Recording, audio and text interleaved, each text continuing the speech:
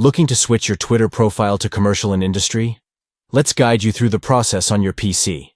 To begin, click on your profile image located at the top right corner of the Twitter platform.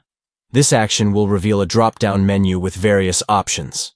Next, locate and click on the Edit Profile button situated in the top right corner of the screen.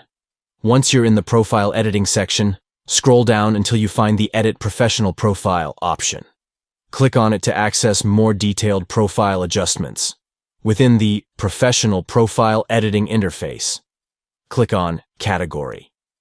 In the Category selection menu, search for Commercial and Industry, and select this option to align your profile with the desired category.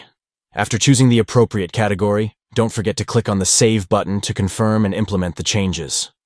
By following these simple steps, you can seamlessly switch your Twitter profile to be categorized under Commercial and Industry.